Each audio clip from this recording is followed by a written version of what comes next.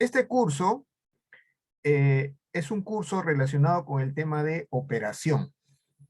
Es la forma como se maneja el caldero. La parte de mantenimiento, me imagino que ustedes también lo sabrán, porque están, me imagino, metidos en este tema. Generalmente lo hace una empresa que, digamos, terceriza el mantenimiento del caldero, ¿no? Y generalmente el mantenimiento no lo puede hacer el calderista porque estaría atentando contra la garantía que la empresa que hace el mantenimiento normalmente ofrece. Así que el mantenimiento de una caldera, eh, junto con la parte operativa, está más relacionada con detectar fallas, ¿no? El mantenimiento no es que ustedes van a desarmar el quemador, van a sacar ustedes o desarmar el indicador de nivel de vidrio. Eso no se puede hacer, salvo que sea obviamente una emergencia, digamos, que implique algún tipo de accidente. ¿Por qué? Porque estarían sujetos a la rotura, digamos, de la garantía que les ofrece la empresa que le está haciendo el mantenimiento. Así que vuelvo a repetir, la parte de mantenimiento para un calderista está más referido a estar alerta ante las fallas que el caldero puede estar ocasionando o produciendo, de tal manera de que estar atentos a eso, porque el calderista tiene dos alternativas, ¿no? Frente a una situación de alguna falla mecánica. Si es una falla mecánica relacionada con, digamos, un goteo, por ejemplo, de la bomba, o salida de un lubricante, tiene dos opciones, ¿no? Obviamente esto siempre y cuando esté dentro de la garantía que le ofrece la empresa, llamar a la parte de mantenimiento de la empresa para hacer un mantenimiento reactivo hasta que la empresa que hace el mantenimiento venga pueda ver la falla completa, ¿no? Entonces, la parte más importante de este tipo de curso está más relacionada con la parte de la operación. La operación es, como ya dije hace un momento, el manejo del caldero para, y acá viene la parte, digamos, importante del tema, para que alcance la mayor eficiencia posible. ¿Qué significa eficiencia? Es una cosa muy, muy sencilla, señores, eh, que hay algunos que lo complican mucho el tema de eficiencia, y yo siempre lo refino de la siguiente manera, ¿no? La eficiencia de un caldero se traduce en el menor consumo de combustible. Generalmente las empresas, no todas, y eso me llama la atención mucho porque hay empresas muy grandes que no hacen este tipo de requerimiento, hacen una cuantificación del consumo de combustible, no sé, por turno, por día, por semana, de tal manera de que eso lo asocien a un funcionamiento determinado, ¿no? Esa verificación del consumo de combustible es un índice que puede servir para la verificación del buen funcionamiento del caldero, por lo menos en forma, en operación, el caldero en forma de operación. Entonces, todas las recomendaciones que vamos a dar durante las sesiones está relacionado a que haya un menor consumo de combustible para el funcionamiento normal del caldero. Entonces, hay una serie de, digamos, condiciones, requerimientos que ustedes van a tener que tomar en cuenta para que haya un menor consumo de combustible. Siempre debemos tener claro de que un menor consumo de combustible para un trabajo X de un caldero significa que está trabajando en forma eficiente, ¿no? Entonces, dicho eso, explicando claramente lo que significa esta charla, este curso, comenzamos en nuestro tema de hoy día, ¿no? Nuestro tema de hoy día, como ustedes están observando en este momento en la diapositiva, vamos a, digamos, conectarnos con un tema general. Yo generalmente le llamo un tema general, con un punto 1 llamado tipo de calderas, que es básicamente una introducción a todas las secuencias que vamos a tener posteriormente. Y un tema ligado directamente, obviamente, con el funcionamiento de la operación de la caldera es la combustión. Entonces vamos a ver estos dos grandes temas en relación a el inicio de esta primera sesión, ¿no? Entonces comenzamos con las partes de la caldera. Y para esto vamos a ver este diagrama, ¿no? Esta fotografía de un caldero, digamos, estándar en relación a los calderos que existen en el mercado, ¿no? Algunos me dirán, bueno, este es un tipo de caldero. Claro, este es un tipo de caldero que vamos a verificar dentro de un momento, reconocido como un caldero pirotubular, ¿no? Y me voy a fijar alrededor de este caldero pirotubular para explicar las partes de una caldera, por ejemplo, y los mecanismos de transferencia de calor. Esta es una foto, como vuelvo a mencionar, estándar, de un caldero pirotubular, y luego vamos a hablar cuál se usa más, cuál es mejor, etcétera, etcétera, cuando entremos en tema. Repito nuevamente, lo estoy utilizando solamente para introducirnos en el tema, ¿no? Entonces, como ustedes pueden apreciar en esta caldera, perdón, en esta diapositiva, básicamente el caldero, por más complejo que sea, está dividido en dos partes. Y cada parte tiene su importancia y sus requerimientos del caso, ¿no?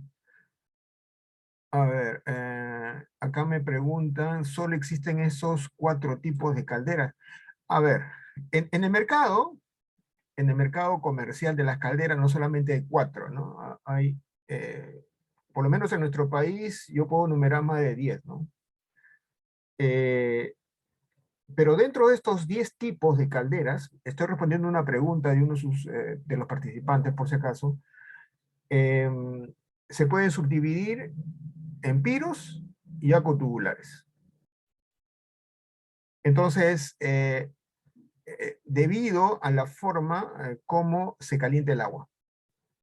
Por ejemplo, ¿no? Hay un caldero que se reconoce con el nombre de caldero vertical, por ejemplo, que no encajaría, por ejemplo, en la figura que estamos viendo. Pero si lo reconocemos de la forma como se quema, un caldero vertical podría dividirse o podría subclasificarse en un caldero, por ejemplo, de tipo acutubular. Entonces, los tipos, digamos, vienen a estar relacionados con alguien que esté interesado en diseñar un nuevo caldero para alcanzar una mejor eficiencia, pero ese diseño tendrá su nombre propio, pero podía encasillarse en estos dos tipos, ¿no? Piro o acotubular, ¿no? Espero que haya quedado claro la respuesta. Si es que no, tiene derecho a hacer la pregunta del caso. Pueden escribir su pregunta en el chat, como ya estoy en este momento demostrándoles. También ustedes pueden hacerlo en forma sonora, levantando la mano. Les doy digamos, la autorización para que levanten su micro y levantan y expresan su pregunta, por si acaso, ¿no?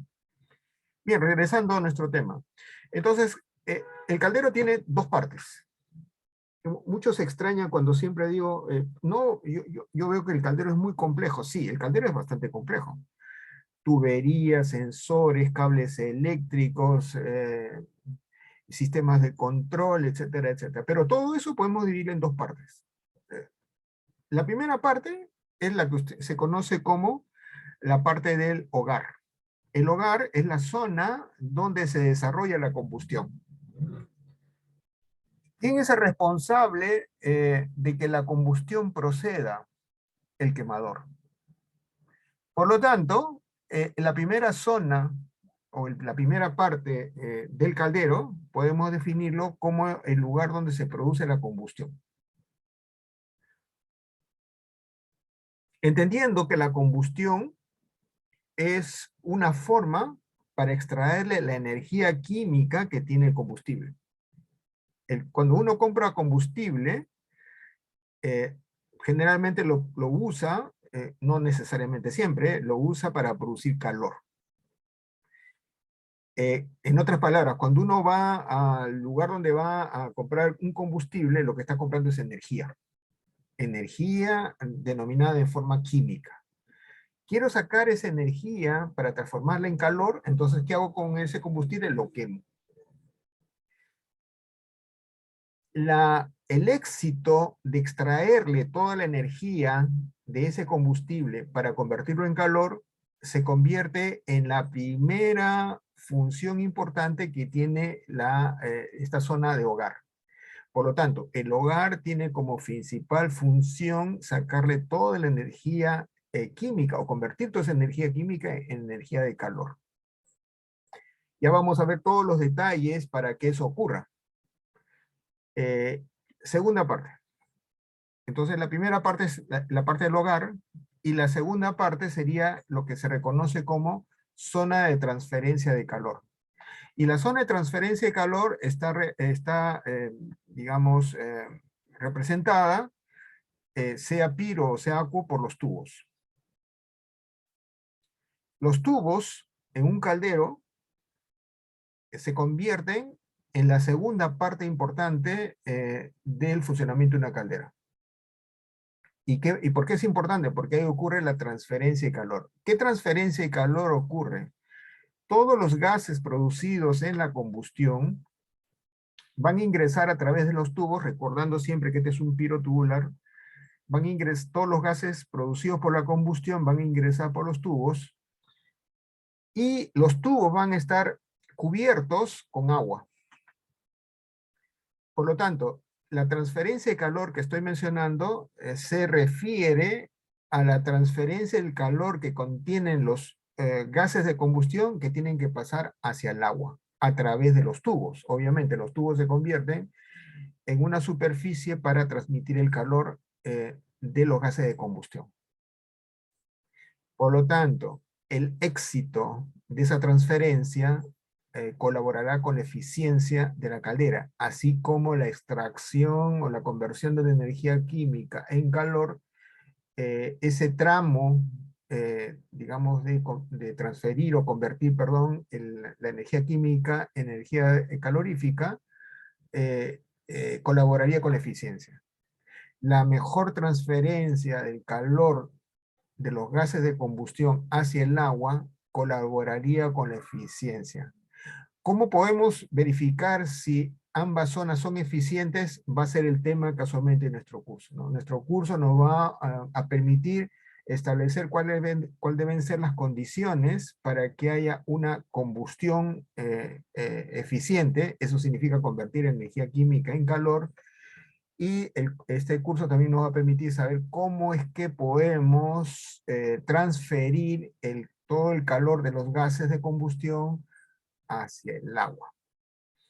Por lo tanto, recuerden que estamos en la parte de introducción todavía, el caldero se convierte en un dispositivo que permite crear, entre comillas, una sustancia que va a transferir calor a cualquier lugar. En este caso, el agua.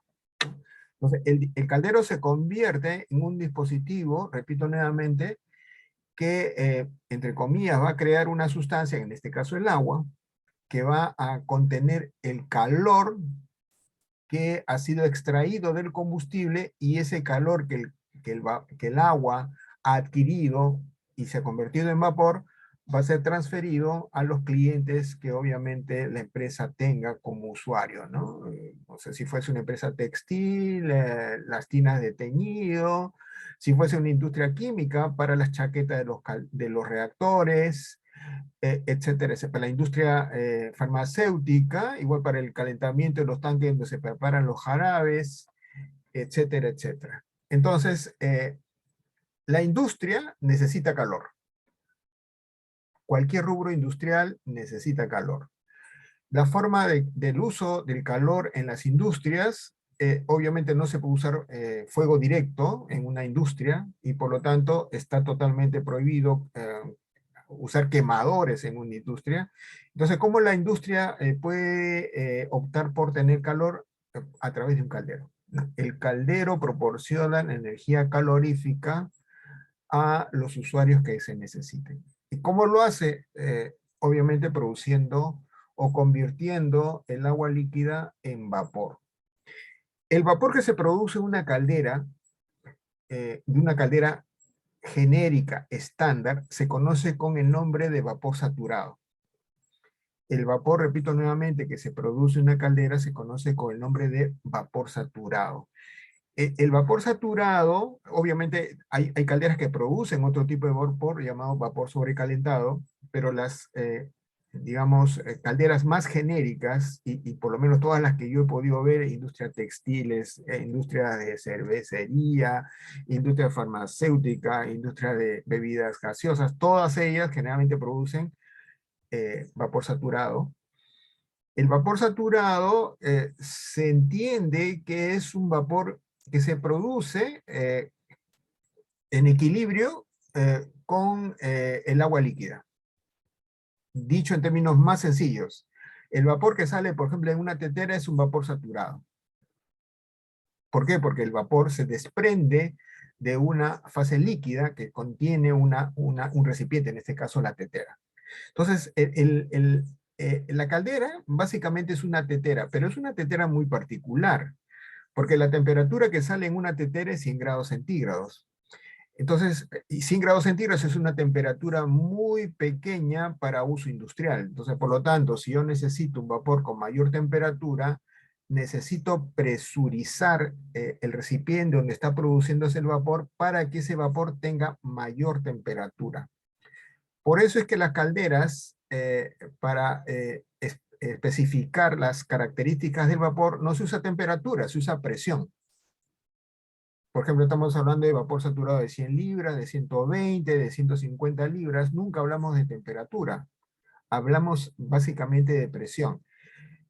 Como se trata de vapor saturado, el vapor saturado generalmente está asociado a una temperatura. Si alguien está interesado en saber qué temperatura está asociado a un vapor producido a 150 libras, obviamente puede usar un termómetro en línea, como también puede usar algo que se conoce como tablas de vapor y de esa manera poder establecer el valor que corresponda a esa presión. Entonces, repito nuevamente, estoy hablando en términos genéricos como introducción al tema. Entonces ya queda claro que la caldera básicamente está formada por dos partes. Una parte donde se produce la combustión, que es el responsable de ello es el quemador, que es extrae la energía química, la convierte en energía calorífica, y la otra parte es la zona de los tubos, donde se transfiere el calor. Entonces, no olvidemos estas dos partes. Cada parte está definido por una eficiencia, que vamos a comentarlo posteriormente, y por lo tanto siempre vamos a atender que las eficiencias de cada una de estas partes sea la más alta posible. El calor es la estrella en un caldero, obviamente porque es el que produce, es el que maneja el cambio de estado del agua líquida a vapor, y es el responsable también de que adquiera toda esa energía. Si lo vemos de forma muy sencilla, el caldero lo que hace es toda la energía química que tiene un combustible lo va a pasar al agua a través del caldero. El caldero le extrae el calor a ese combustible, la pasa al agua, ¿no? Y el agua obtiene la energía que se extrajo del combustible. Digamos que esa es la forma más simple de poder ver para qué sirve un caldero. Un caldero básicamente es un dispositivo que crea un vehículo, en este caso el vapor de agua, que va a llevar la energía producida en él, ¿no? Obviamente esta energía ha sido extraída del combustible. No sé si habrá alguna pregunta, señores. Hago este pequeño, lo hago un poco largo la explicación porque me parece muy importante que conozcamos estas dos partes. Si no está claro, por favor, formulen sus preguntas. Si no está claro estas dos partes, por favor, formulen sus preguntas de las dos maneras que habíamos mencionado, levantando la mano o de lo contrario, pidiendo micro o formulando su pregunta a través del chat, ¿no? Estoy haciendo el espacio para las preguntas si fueran necesarias, por favor. Recuerden que este tipo de información se hace mucho más ricos cuando hay la participación de ustedes. Entonces, el calor se convierte digamos, a ver, acá me preguntan, ¿el fuego está en contacto directo al agua? No, no.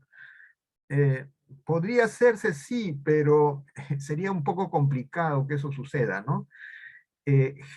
Como ya mencioné, el calor eh, que es producido a través de la combustión es llevado a través de los gases de combustión. No sé si eso se pueda entender. Si es que no se entiende, por favor, me dice cómo es que los gases, qué son los gases de combustión, ¿no? Si no está muy claro eso, eh, me parece importante que ustedes lo conozcan y les doy un pequeño ejemplo para que lo puedan entender qué significa gases de combustión. Ustedes prenden una hornilla de su cocina, ponen la mano a 1 metro de altura de la llama, y la pregunta que yo les haría: ¿sienten ustedes calor en la mano? Sí, pero ¿qué es lo que produce? ¿Qué es lo que calienta su mano si no hay llama, ¿no? La llama está abajo, porque recuerden que lo tienen a 1 metro.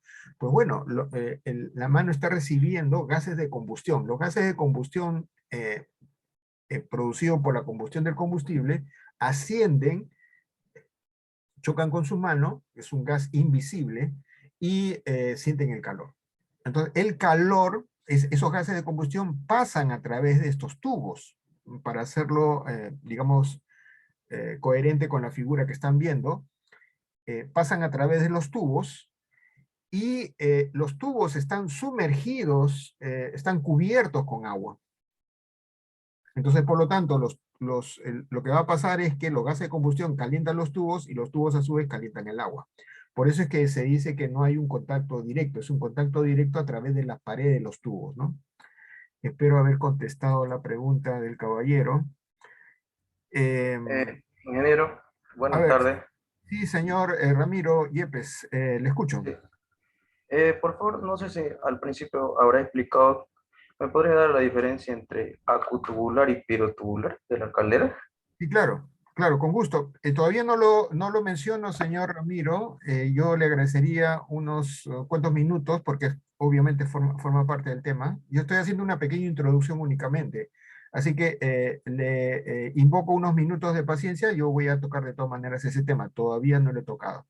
Ah, ok, Gracias. gracias. Gracias. Bien, entonces, el calor, para ser coherente con este tema de mecanismo de transferencia de calor, el calor es el principal, para usar un término futbolístico, es la vedette del caldero, ¿no? Es la parte importante. Entonces, el calor, necesitamos saber cómo se transmite, cómo se transfiere el calor. Existen 3 formas de transferencia de calor. Se puede transferir el calor de 3 formas, y lo voy a hacer en forma muy figurativa para que lo podamos entender. El primer mecanismo de transferencia de calor es por conducción. ¿Qué significa conducción? Bueno, nos remitimos nuevamente a la hornilla doméstica, la prendemos, ¿no? Y, no sé, pues agarramos un tenedor, ¿no? Y un extremo del tenedor lo ponemos al fuego. Nosotros lo estamos cogiendo del mango el tenedor, y va a pasar un tiempo muy pequeño y vamos a sentir calor. Pero ¿por qué sentimos el calor si lo que está calentándose son los dientes del tenedor? Pues bien, entonces eso significa que el calor está transfiriéndose desde la punta del tenedor hacia el mango. El mecanismo de transferencia de calor se conoce como conducción. Dicho en términos sencillos, la conducción es un mecanismo para transferir calor a través de superficies sólidas. Cualquier superficie sólida puede transferir calor. Obviamente, el material de ese material sólido va a depender o va a indicar qué tan rápido se transfiere el calor.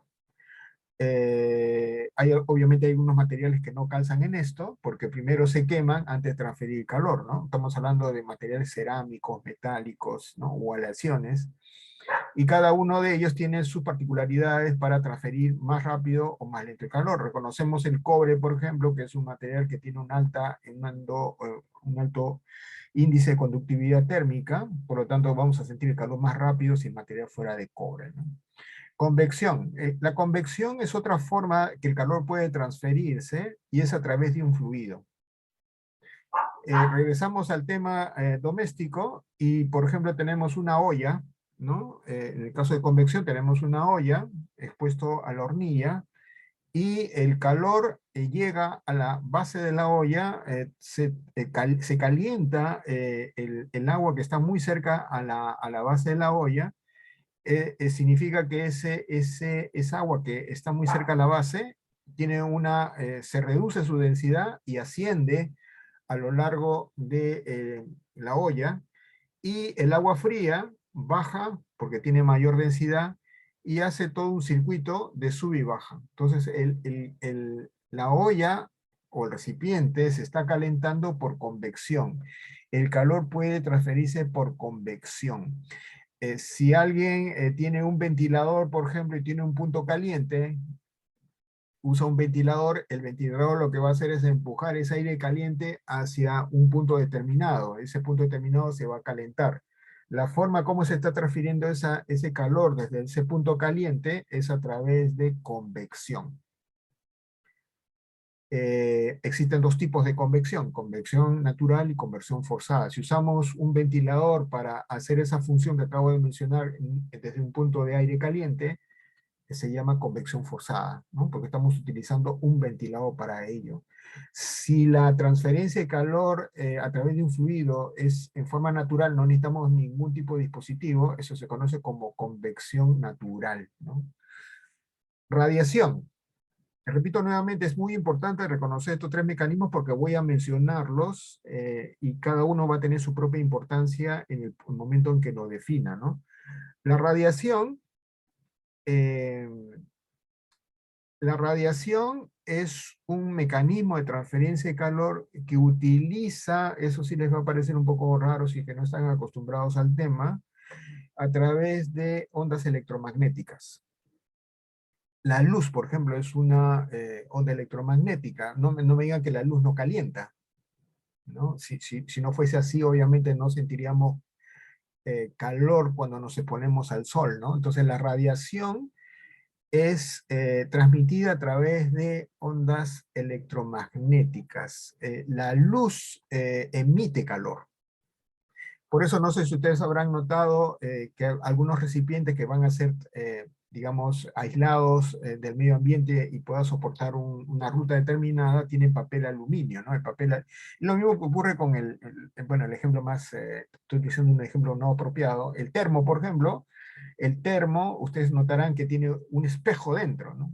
Entonces lo que hace es que todo el calor no sea, digamos, pase a través de las paredes del termo, porque el espejo hace que se refleje toda esa luz que emite el agua caliente. Y cuando digo luz, señores, no crean que sea necesariamente luz lumínica, ¿no? La luz tiene diferentes formas, digamos, de manifestarse. Solamente nuestra vista puede haber algo que se llama luz visible, ¿no? Hay otro tipo de luz porque tienen diferentes longitudes de onda. Entonces la radiación se convierte en otra forma de transferir calor. El Sol, por ejemplo, nos calienta el planeta Tierra a través de radiación pura. El calor calienta el planeta Tierra a través de la luz. Y la transferencia de calor en el espacio es pura radiación, ¿no? No existe convección, no existe conducción, por ejemplo. Y lo remito directamente con el caldero para que vean dónde ocurre cada mecanismo de transferencia de calor, ¿no? En los tubos, recuerden que el tubo tiene una pared, tiene un espesor de pared, el tubo, ¿no? Entonces el calor va a pasar a través de ese espesor de pared. Ese espesor de pared se transmite el calor a través de conducción. Por lo tanto, ¿es importante el material de los tubos? Sí, porque cuanto más rápido pase el calor a través de la pared del tubo, la transferencia de calor será más rápido. Radiación. La radiación ocurre, por ejemplo, si es que la llama que tenemos es lumínica, es amarilla. Entonces aquí se está produciendo calor por radiación. La llama puede transferir calor por radiación. Si ponemos una mano al costado de una vela, y lo digo porque la vela es muy amarilla, la luz de una vela sentimos inmediatamente el calor. Obviamente no lo ponemos arriba de la mano, sino el costado únicamente. Entonces vamos a sentir calor. Ese calor está llegando a nuestra mano por radiación. La radiación se da en la zona del hogar si es que la llama es luminosa, si la llama es amarilla. Lo pongo la condicional porque no todas las llamas son de color amarillo. Convección. La convección ocurre en el agua. El agua dentro del tanque, dentro del caldero, va a haber una transferencia de calor del tubo hacia el agua por convección. El agua se va a ir calentando por convección, va a transferir el calor a través del agua, como ya mencioné con el ejemplo anterior, a través de la convección. También hay transferencia de calor por convección cuando los gases pasan a través del tubo. O sea, cuando los gases están pasando a través del tubo, esos gases van a calentar los tubos, inicialmente la pared interior del tubo, por convección. Entonces, por favor, tengamos claro esto, porque vamos a ver cómo podemos mejorar la transferencia de calor. Pues si la transferencia de calor de los tubos hacia el agua es importante, entonces, ¿cómo podemos mejorarlo? Entonces, vamos a ver ese tema y vamos a hablar de lo que es la convección y conducción. ¿Cómo podemos mejorar o podemos aprovechar el calor que se forma en el hogar? Vamos a ver cómo podemos recuperar ese calor de radiación. Entonces, por favor, estemos atentos a lo que voy a mencionar posteriormente, ¿no? A ver, aquí me hacen una pregunta. A ver, acá me hacen una pregunta, me dicen, ¿qué mecanismo de transferencia de calor prevalece? A ver, muy buena pregunta, ¿no? Muy buena pregunta. Eh, a mi juicio es en la convección, porque la convección se da dentro de los tubos y dentro del agua. Y es uno de los factores que van a hacer que la transferencia de calor de los tubos al agua sea más rápida. Y llegado el momento voy a explicar cómo podemos hacer que eso realmente sea cierto. La radiación no es muy aprovechada debido a que ahora se utiliza mucho combustible gaseoso. Y generalmente el combustible gaseoso no es muy luminosa su llama y por lo tanto se reduce en todo caso el aprovechamiento de la radiación de la llama por el uso del gas. Pero obviamente tiene mil ventajas el uso del gas, a pesar que no sea luminosa, por el costo, ¿no? El costo es muy barato, ¿no? Recuerden que los combustibles normales, que los calderos fueron diseñados, eran con combustibles líquidos, ¿no? Llámese R500, R1000 o diésel. Entonces, estos combustibles sí eran muy luminosos, ¿no? Así que, eh, respondiendo a la pregunta, es convección. Bien, un segundo.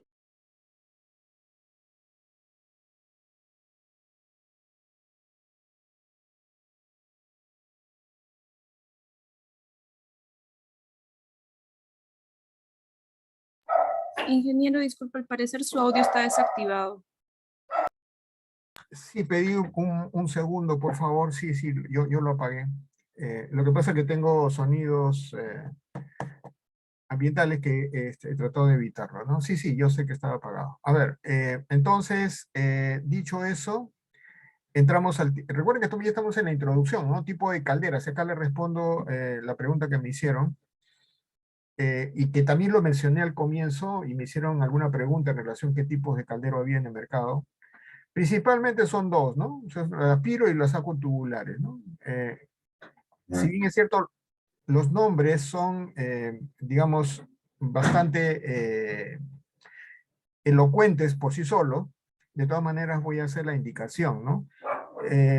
Si nosotros entendemos como la zona donde va a transferirse el calor, los tubos, cuando los gases de combustión están dentro de los tubos, se conoce con el nombre de pirotubular. Cuando dentro de los tubos hay agua, se conoce como un caldero acuotubular. Generalmente la pregunta que siempre me hacen aquí, ¿y cuál se usa más? ¿No? ¿Y cuál es mejor en todo caso? ¿No? Yo pienso de que, a pesar de lo que vamos a mencionar posteriormente, cada uno tiene sus ventajas y desventajas, y eso lo vamos a comentar de todas maneras. Yo siempre digo lo siguiente, ¿no? Generalmente uno usa algo donde haya más servicios de mantenimiento, donde haya más repuestos, donde las personas puedan manejar más, y por lo tanto, bajo ese esquema que acabo de mencionar, las piros se hacen más comunes que las aguas. Y esto es más o menos contemporáneo, ¿ah? Porque las empresas que yo he podido conocer, por ejemplo, que han nacido en la década del 40, en la década del 50, todavía tienen algunos calderos acotubulares. Pero empresas que han nacido, por ejemplo, en los 80, 90, todos sus calderos son piro. Entonces, no existe realmente cuál es mejor o qué puedo comprar. Al fin y al cabo, ambos producen lo mismo, ambos tienen sus ventajas y ventajas, repito nuevamente, que vamos a mencionar posteriormente, ¿no? Así que existen dos tipos de caldera. Digamos, como ya mencioné, existen 10 nombres, posiblemente más nombres de calderas, pero se pueden, cada una de estas 10 se pueden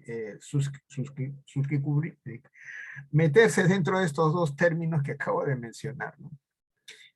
En cuestiones de las calderas, y creo que ya entramos en tema, en cuestiones de calderas acotubulares, vamos a hacer algunos comentarios, como ya mencioné, ya más directamente ligados con el tema mismo del acotubular.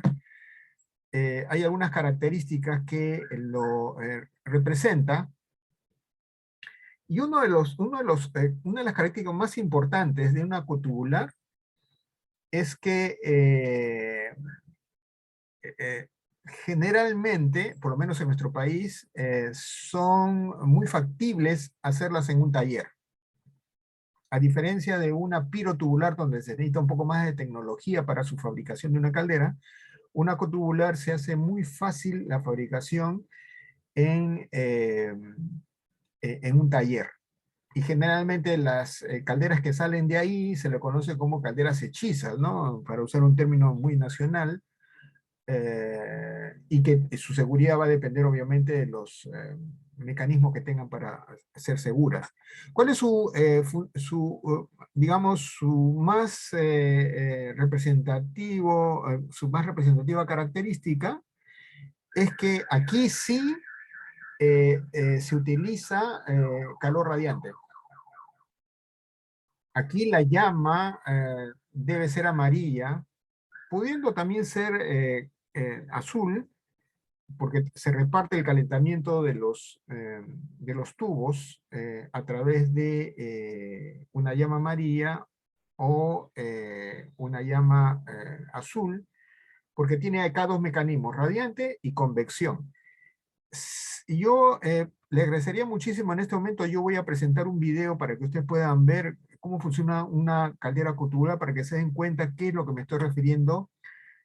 Me parece didáctico, por eso es que les voy a presentar en este momento un pequeño video relacionado con, y si me esperan un segundo por favor, en relación a esta caldera que les acabo de mencionar, porque de repente mi descripción no es lo suficientemente descriptiva para verlo, ¿no? A ver.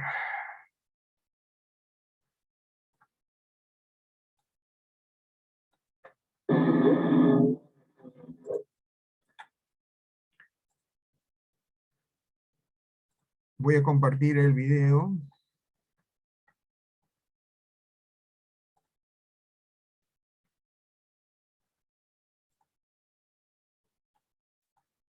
Un segundo, por favor.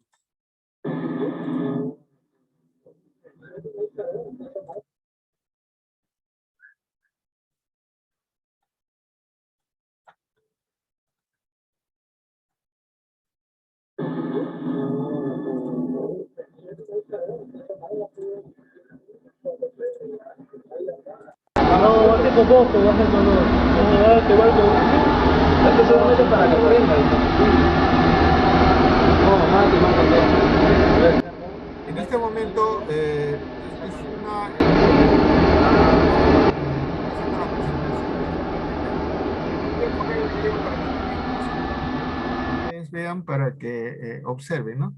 A ver, esta es lo que lo que están viendo en este momento es la caldera, una caldera cutubular.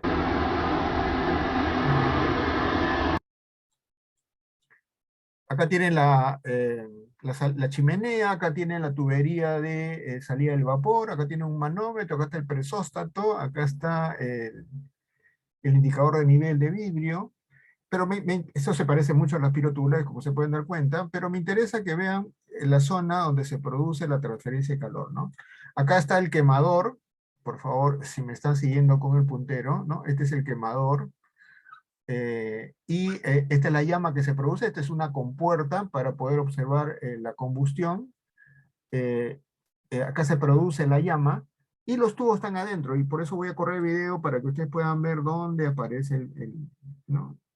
Con el objeto de solamente mostrar y utilizar el tiempo, dado que el tiempo es muy corto. Acá está. A ver, ustedes pueden ver acá los tubos, ¿no? La cámara, habrán notado de que se ha movido, y para poder ver casualmente los tubos, estos son los tubos, ¿no? Están en la parte superior, como ustedes ven, la llama está abajo y los tubos están arriba. En esos tubos hay el agua. Y la llama, como ustedes pueden ver, está acá. Entonces la llama es muy luminosa, eso significa que esa llama es muy radiante. Entonces el calor de esa luminosidad es aprovechado por los tubos. Además, recuerden que luego de la combustión, como en el caso de la hornilla doméstica, lo que queda son gases de combustión, y los gases de combustión ascienden, si me siguen el puntero, ascienden hacia arriba, calentando todo ese entretejido de tubos que hay dentro del caldero, lleno de agua, ¿no? Que obviamente en su calentamiento, en esa zona, se convierte en vapor. Entonces, acá tenemos el ejemplo de un caldero acuotubular, donde su característica más representativa es que el calor se aprovecha por dos mecanismos, ¿no? La radiación, por la luminosidad que tiene la llama, y la convección, que los gases ascienden por simplemente gravedad obviamente densidad, y comienzan a calentar toda esa maraña de tubos que hay dentro de este recipiente, ¿no? Entonces, dicho eso, regresamos. Si alguien quiere hacer alguna pregunta, por favor, con respecto a lo que acabamos de ver, lo podemos hacer para que quede claro qué es un caldero ocotubular y su principal característica, ¿no? No sé si habrá alguna pregunta. Sí, ingeniero, disculpe. Sí, sí, señor Gonzalo Valdivia, le escucho. Sí, con respecto a ese caldero acuotubular, en este tipo de calderos no es necesario que sea hermético. Ahí vi que el visor está como libre, o sea, no es hermético. ¿No sería mejor que para aprovechar mayor la radiación o a qué niveles de presión también trabaja el caldero acuotubular? Ok, sí, sí le entiendo su pregunta. A ver, el hogar, que es la zona que usted acaba de ver, ¿no? Es la zona que, digamos, la zona más característica, no necesita que sea hermético, porque esa tapa, como debe entenderse, es una tapa que solamente se ha levantado para que la cámara pueda entrar, porque esa tapa es totalmente cerrada y también está aislada con ladrillo refractario. Entonces, el calor no se pierde ahí. Y el calor asciende, ¿no?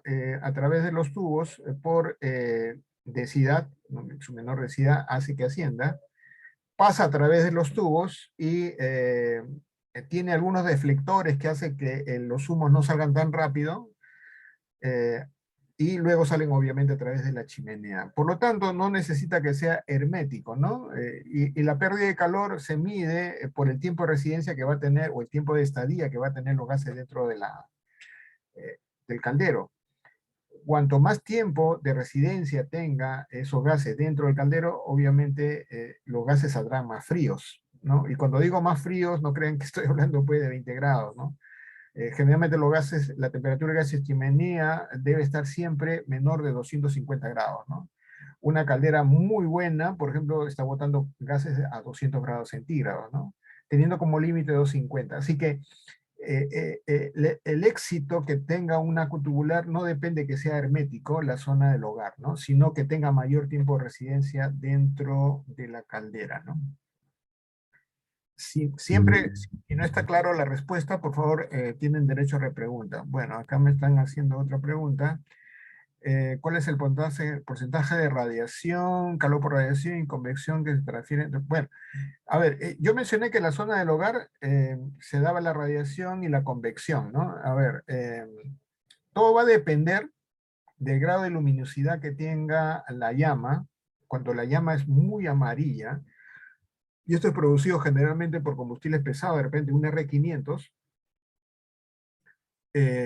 generalmente no es muy alta, le soy muy sincero, puede estar llegando pues entre 10 a 15% de radiación y el resto es convección, ¿no?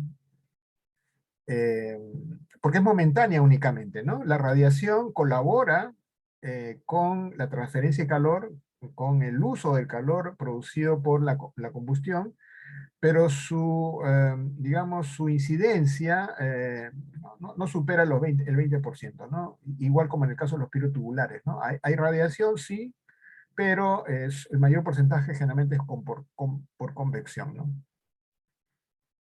Acá me hacen otra pregunta, dice bueno, los parámetros de temperatura de salida de los gases chimeneas para ambos tipos de calderas. Sí, sí, sí, sí. Como ya mencioné, 250 grados como máximo, ¿no?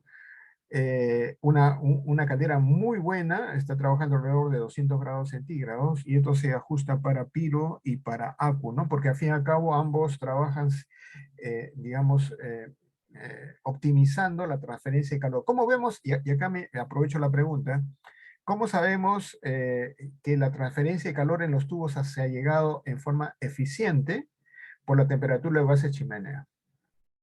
Cuando los gases chimenea salen muy calientes, significa que estamos desaprovechando el calor que se está produciendo en la combustión.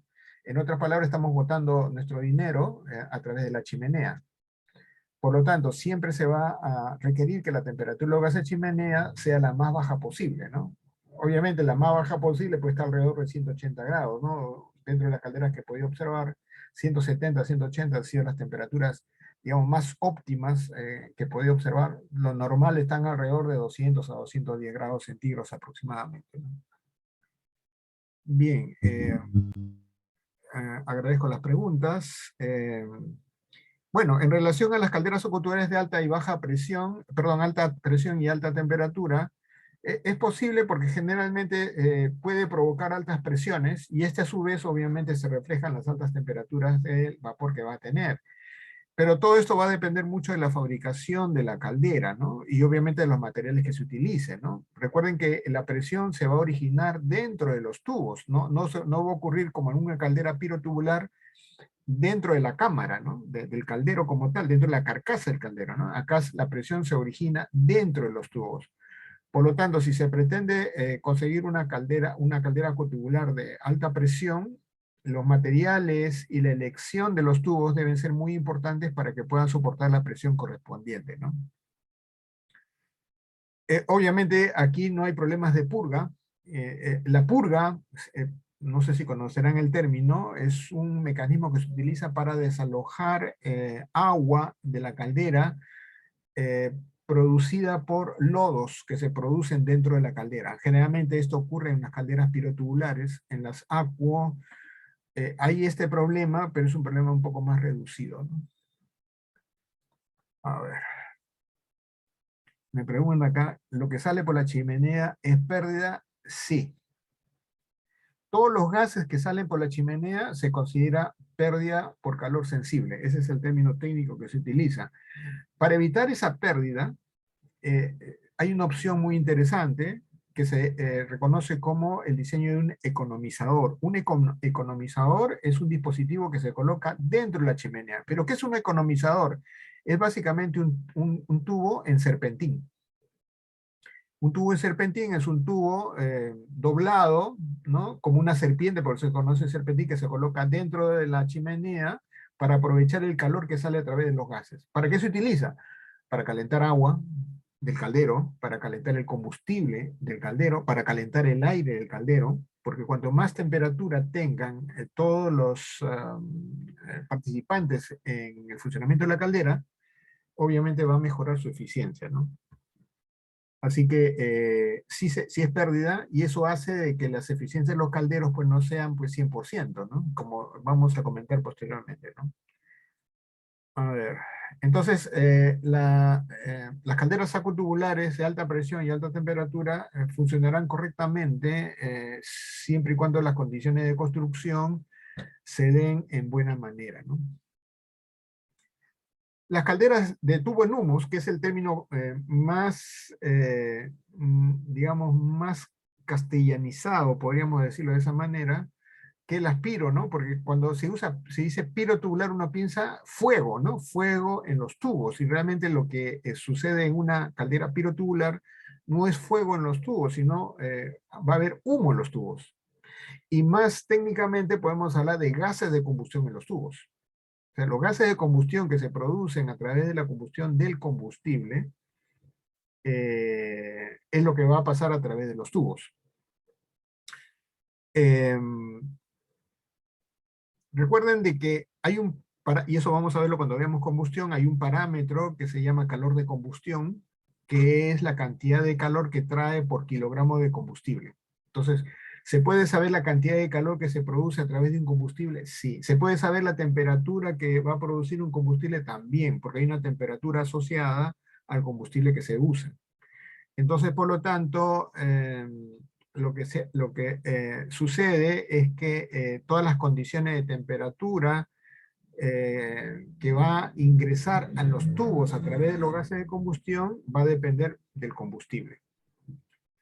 Ya hemos comentado de que los gases van a fluir dentro de los tubos y esos gases van a calentar los tubos. Y los tubos a su vez, como tienen contacto con el agua, van a calentar el agua. Por lo tanto, a nosotros nos interesa que la transferencia de calor sea más rápida, la más rápida posible. Eso significa que inmediatamente calienta el primer tramo de tubos y esos tubos ya deben estar calientes. Entonces, ¿cómo hacemos para que esa transferencia sea la más rápida posible? Haciendo que la temperatura de los gases sea la más alta posible. O sea, requerimos que la temperatura de los gases de combustión sea la más alta posible que permita obviamente el combustible. Porque si por alguna razón tenemos gases de combustión fríos, y eso es posible por las condiciones que vamos a ver luego, la transferencia de calor se hace más lenta. Eso significa que necesitaríamos pues una longitud de tubos muy larga para que se pueda transferir todo el calor de los gases. Entonces, una de las condiciones más importantes de las piros tubulares es que los gases estén lo más calientes posible. Repito nuevamente, esa temperatura está asociada al tipo de combustible que se usa. Cada combustible tiene su propia temperatura de llama, se conoce de esa manera, temperatura de llama. ¿Cómo puedo saberlo? Es muy sencillo, simplemente métanse a internet y busquen temperatura de llama de diésel, del búnker, del gas natural, de GLP, y van a encontrar una temperatura asociada. Dice que puede producir gases de salida muy calientes. Bueno, si dice de salida muy calientes, no sé si se refiere a los gases de chimenea o los gases de combustión. Dice, ¿no?, que puede producir gases de salida muy calientes. Debo entender que se trata de la combustión. No creo que se trate de los gases de salida como chimenea. Okay. Chimenea. Muy bien. Hay razones mecánicas y razones de operación. Una de las razones mecánicas que, por ejemplo, hace que las temperaturas de los gases chimenea sean muy altas y por lo tanto pérdida, es que, y para esto me remito a el dibujo, este esquema que tengo. Acá hay un separador, no sé si pueden notar si están siguiendo mi puntero. Este es un separador que hace que la dirección de los gases cambie. Si no hubiese este separador, porque hace que los gases ingresen por acá y hagan este viaje, ¿no? Y esto se conoce como pasos en el caldero. Si este separador se rompe, se cae, porque básicamente es ladrillo refractario, es material refractario, entonces los gases ya no van a pasar por acá, sino pasan directamente, inclusive pueden irse directo hasta la chimenea. Entonces significa que este separador evita que los gases hagan su recorrido normal y permite que los gases salgan directamente de la chimenea, y por lo tanto los gases saldrían calientes. Entonces, ¿y cómo se puede notar eso? Es muy fácil saber si se ha caído ese separador, porque el cambio de temperatura de los gases de chimenea es violento. ¿Eso qué significa? Que, por ejemplo, a las 8 de la mañana estaba a 210 grados y a las 9 subió a 600 grados. Entonces esto es un problema de que se ha caído ese separador. La respuesta es inmediata. En cambio, y otra de las condiciones que hacen que los gases salgan calientes es que el ensuciamiento de los tubos. Los tubos se pueden ensuciar externo e internamente. Si se trata de pirotubulares, internamente se puede ensuciar con hollín. Si se trataría de combustible tipo líquido, muchas veces también se cubre de combustible líquido, porque no se quemó completamente en el hogar y el combustible ensucia la parte interna de los tubos. Lo normal es hollín, ¿no? Lo común es hollín, y por la parte externa, el tubo se puede ensuciar con algo que se conoce con el nombre de caliche, ¿no? Que es un problema del tratamiento del agua de la caldera. Entonces, si el tubo está sucio internamente y externamente, entonces el calor ya no va a poder pasar desde el centro del tubo hacia el agua. Y por lo tanto los gases van a salir calientes. Pero ese problema, ¿cómo lo puedo notar que se está produciendo ese problema? Porque la temperatura sube en forma paulatina y lenta, ¿no? De repente un lunes está a 210 grados, el sábado está a 215, el siguiente sábado está a 220, entonces estamos notando de que la temperatura está subiendo en forma muy lenta y esto está produciéndose por la suciedad que hay interna o externamente en los tubos. Espero que haya quedado respondido la pregunta. Si es que no, tienen derecho a su repregunta, ¿no? Bueno, entonces estábamos por acá y... Bueno, entonces... la idea de un caldero pirotubular es que los gases salgan lo más frío posibles, ¿no? Y para ello, repito nuevamente, los tubos deben estar totalmente limpios y eso significa mejorar la eficiencia. Y un factor que voy a agregar a este tema es la velocidad de los gases. Los gases deben fluir dentro de los tubos en forma más rápida, porque la convección es la transferencia de calor por convección mejora con la velocidad del fluido. Sea líquido o sea gaseoso, cuanto más rápido pasa el fluido, transfiere mejor el calor. Entonces, por lo tanto, la velocidad de los gases que pasen a través de los tubos deben ser alta, y eso es una responsabilidad del quemador, como vamos a ver posteriormente, ¿no? Ok. Ingeniero, disculpe. A ver, sí, señor Gonzalo Valdivia, le escucho. Sí, con respecto, tengo ahí dos preguntas. Con respecto al separador que usted estaba explicando, ¿eso puede ser motivo también que en un caldero pirotubular esté consumiendo más agua de lo debido? A ver, muy interesante su pregunta. A ver, yo debo entender que para llegar a esa conclusión han tenido que controlar el consumo de agua. De otra manera solamente es especulación, ¿no? Y para eso han tenido que tener pues un indicador de nivel de agua, de su nivel de, digamos, de almacenamiento de agua tratada, si fuese el caso, ¿no? Si no es simplemente especulación. No, pero la respuesta es no. Ese separador no tiene nada que ver con el mayor o menor consumo de agua, ¿no? Generalmente los consumos de agua de la caldera van a depender de los clientes que ustedes tengan, ¿no?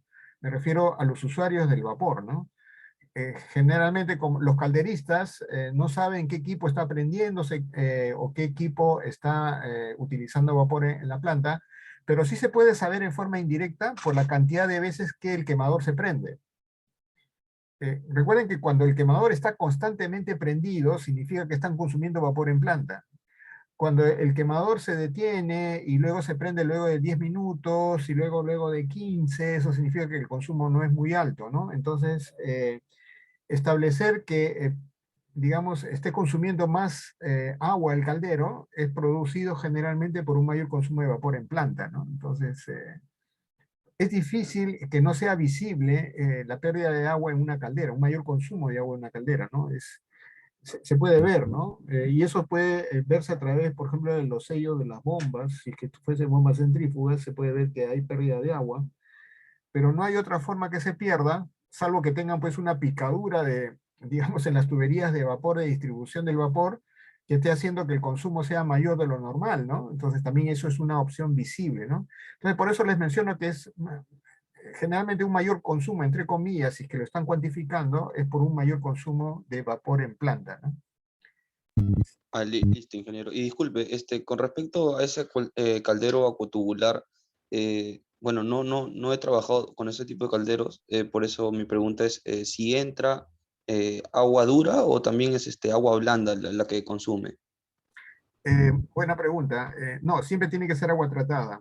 El caliche o el sarro, que se conoce con el nombre de la casa, es producido básicamente por dos compuestos que tiene el agua, que es calcio y magnesio, ¿no? Los químicos le llamamos iones, ¿no? Tiene calcio y magnesio.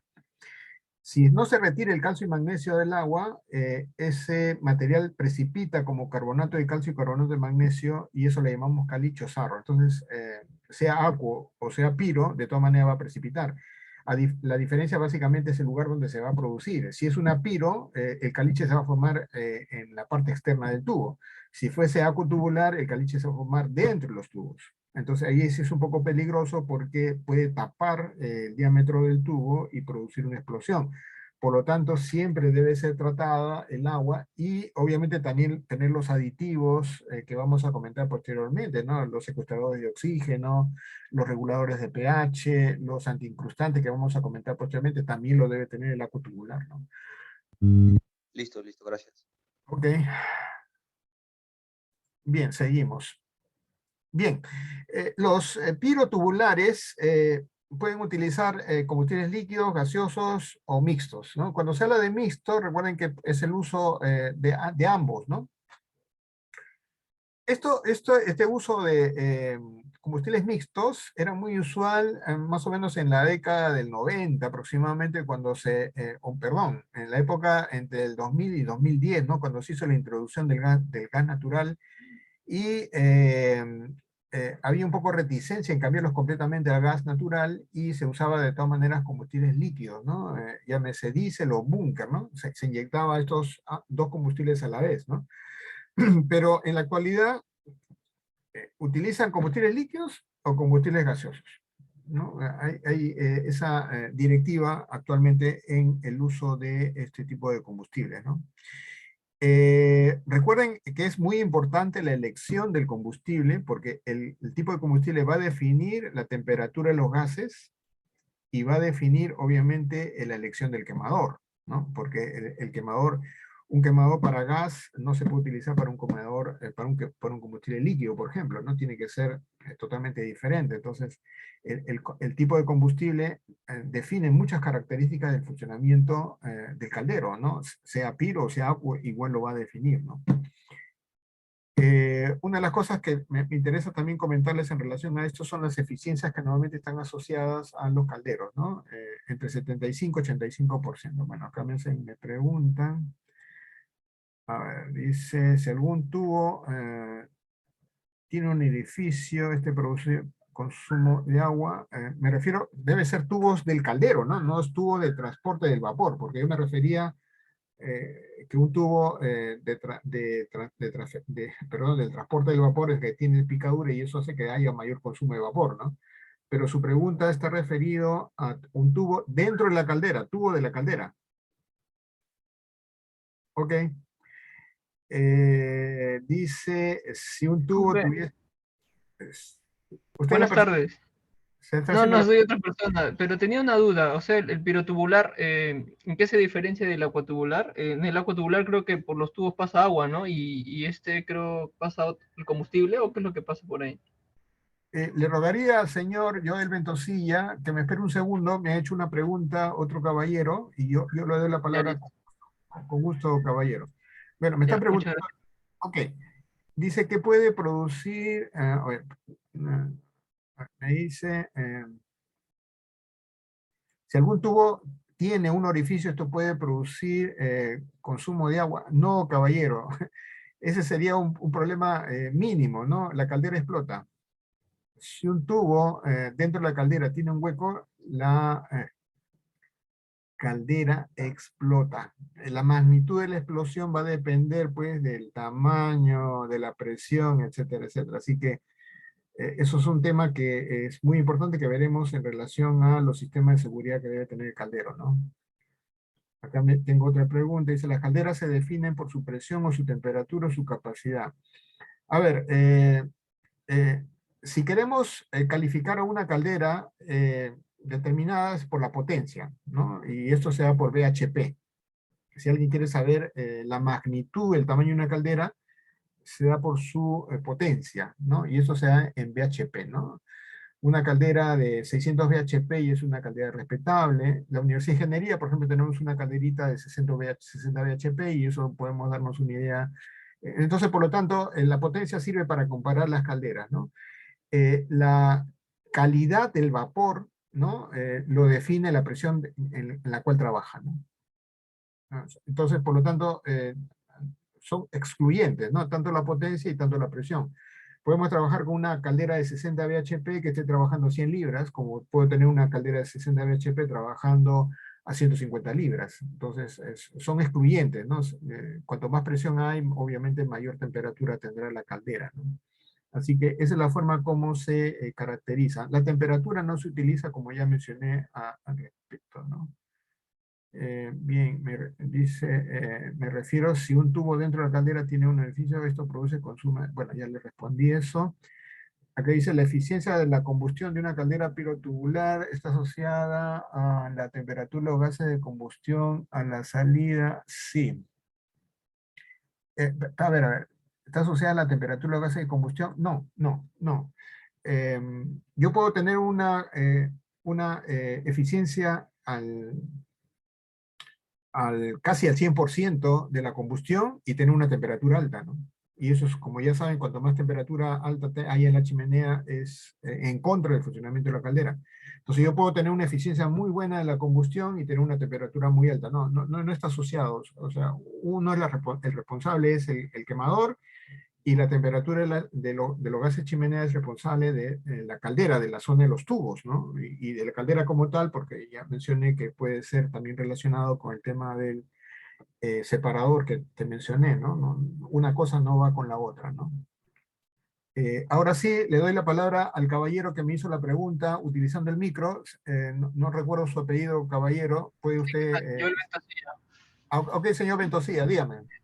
Buenas tardes, ingeniero. Una consulta. Lo que pasa es que me perdí un poco y entré un poco tarde. Quería saber cuál es la diferencia entre las calderas acuatubulares. Entiendo que las acuatubulares tienen pase de agua por los tubos, ¿no? En cambio, estas pirotubulares, ¿qué es lo que tienen? O también tienen agua en los tubos. O sea, ¿cuál es la diferencia entre esos dos tipos de calderas? Bueno. A ver, sí, eso ya es un tema que he pasado, señor Ventosilla, pero de todas maneras le hago un pequeño resumen, ¿no? La diferencia es qué es lo que va por los tubos, ¿no? Si se trata de una acuatubular, el agua va dentro de los tubos. Lamentablemente usted se perdió un video que pasé para verificar que era una acuatubular.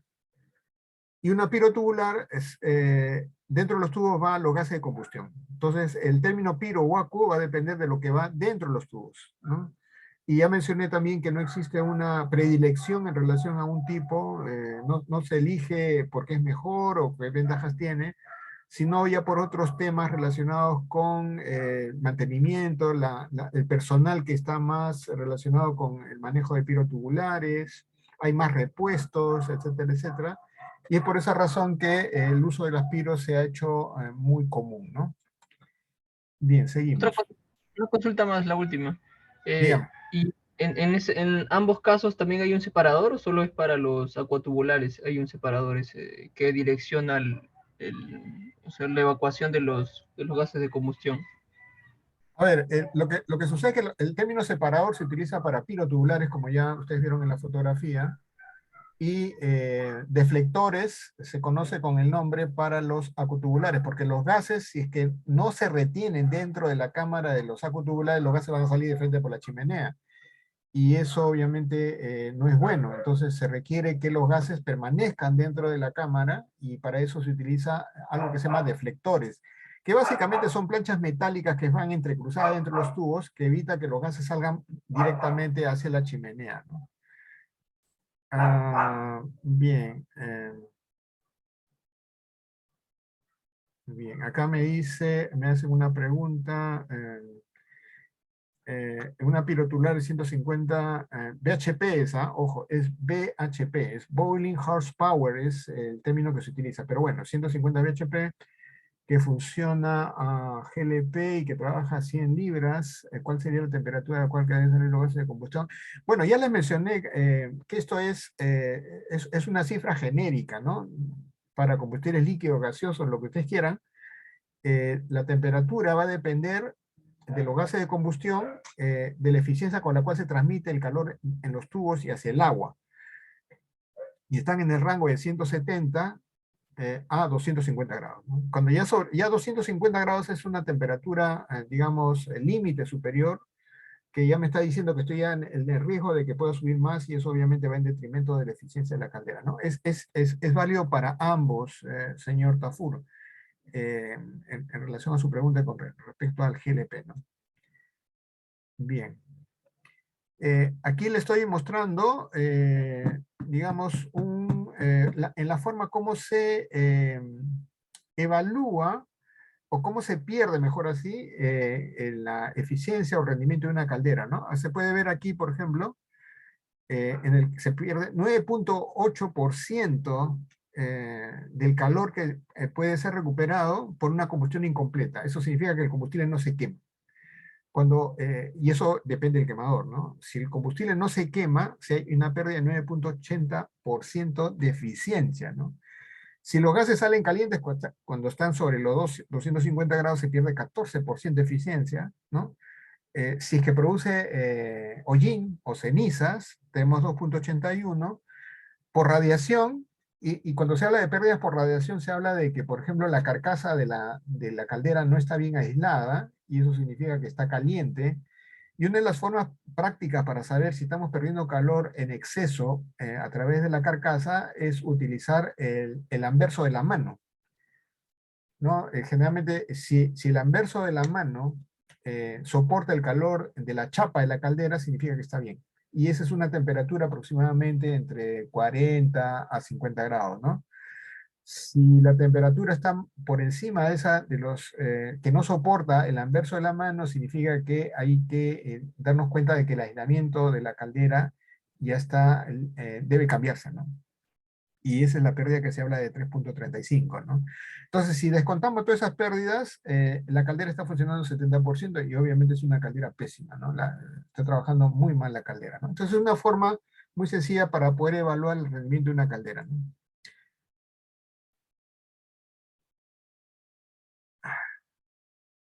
Muy buena pregunta. Dice, ¿cómo se hace el cálculo del VHP? Ese es un tema que vamos a revisarlo, creo que en unos 2 o 3 minutitos. Por favor, frente a la pregunta de cómo se calcula esa potencia, yo le agradecería que esperemos ese tiempo. Obviamente, si es que una de las formas más rápidas para saber qué potencia tiene es ver la chapa de la caldera, ¿no? O sea, la caldera por fabricación tiene una placa donde están todas las características, así como una bomba, un motor tiene su placa, ¿no? Las calderas también lo tienen, pero si no lo tuviese, existe una forma para hacerlo, y si me esperan unos minutos, explicaría cómo se hace, ¿no? A ver, seguimos. Bueno, acá hay algunas ventajas. Cuando se hablan de las ventajas de las pirotubulares, por favor, ténganlo en cuenta que es en términos relativos siempre, ¿no? Bajo costo, ¿no? En relación a, cuando se habla bajo costo, estamos hablando de ambos, ¿no? Tanto de la compra del equipo como también del mantenimiento, ¿no? Bajo mantenimiento, recuerden que lo más usual es que haya mantenimiento anual o semestral por parte de la empresa que les hace el servicio de mantenimiento, ¿no? Y eso es bajo mantenimiento, ¿no? La empresa asegura que en 6 meses está funcionando correctamente la caldera, ¿no? Eventualmente puede surgir algún tipo de problema, pero ese problema no debería haber, no podrían ustedes aceptar eso, porque la empresa que les hace servicio debe asegurarles que la caldera debe funcionar sin ningún problema durante 6 meses, o por lo menos su siguiente visita. Entonces, cualquier caldera que ocasione problemas de forma frecuente, no pueden ustedes aceptar una caldera que trabaje de esa manera, ¿no? Y inmediatamente tienen que requerir o quejarse frente a la empresa que hace el mantenimiento, o simplemente cambiar de proveedor de servicio, ¿no? Que es lo que generalmente se utiliza, ¿no? Otra de las características es soportar las fluctuaciones de carga. ¿Qué significa esto de soportar fluctuaciones de carga? recuerden que el consumo del vapor, a eso se refiere como carga, el consumo del vapor es oscilante durante el día, ¿no? Eso significa que la planta, hay momentos en los cuales consume mucho vapor, hay momentos que consume menos, y es por eso que siempre yo menciono, cuando doy estas charlas a una empresa, y siempre espero que haya algún tipo de gerente, yo les digo que debe siempre haber una coordinación entre la parte de servicios y la parte de producción. Cuando digo servicio me refiero pues a la parte del manejo de la caldera. Muchas empresas lo tienen asociado a la parte de mantenimiento, ¿no? La caldera forma parte del mantenimiento, y yo siempre digo que no debería hacerlo porque la gente de mantenimiento no es un calderista, ¿no? Debe estar asociado a servicios. Por ejemplo, ¿qué servicio? Luz, agua, alcantarilla y calderos, ¿no? Debe estar asociado a este tipo de rubro, ¿no? Entonces, la gerencia de servicios debe estar en coordinación siempre con producción, para que puedan saber el consumo de vapor que no atente contra la producción de vapor de la caldera. Porque si se consume más de lo que se produce, la caldera, métanse en su cabeza, señores, la caldera va a llegar a una eficiencia de repente de 20 a 30%. Y por lo tanto, es una caldera que va a producir energía a un alto costo. Y por lo tanto, tiene que haber siempre una coordinación entre planta y servicios. En la chapa de la caldera también dice cuántos kilos de vapor produce por hora. Y la planta sabe cuántos kilos de vapor consume por hora. Entonces, por lo tanto, esos factores no deben subir. No puede decirme que la planta consume 200 kilos por hora y el caldero me está produciendo 150. Eso es una forma totalmente inadecuada del funcionamiento de una caldera, ¿no? La pirotubulares acepta sobrecarga, sí, pero dentro de un límite también, ¿no? Porque cómo se refleja, digamos que la caldera está funcionando mal, obviamente porque hay un consumo excesivo de combustible, y lo peor del caso, y espero que me parece que mucha gente metida en este tema, el vapor va a ir con agua líquida, y eso significa un vapor húmedo, y lo cual va a producir, obviamente, eso es un efecto contrario, porque eso va a requerir mucho más consumo de vapor. Entonces, realmente es un desbarajuste, para usar un término coloquial, que una planta consuma más vapor de lo que consume, o de lo que produce, perdón, una caldera, ¿no?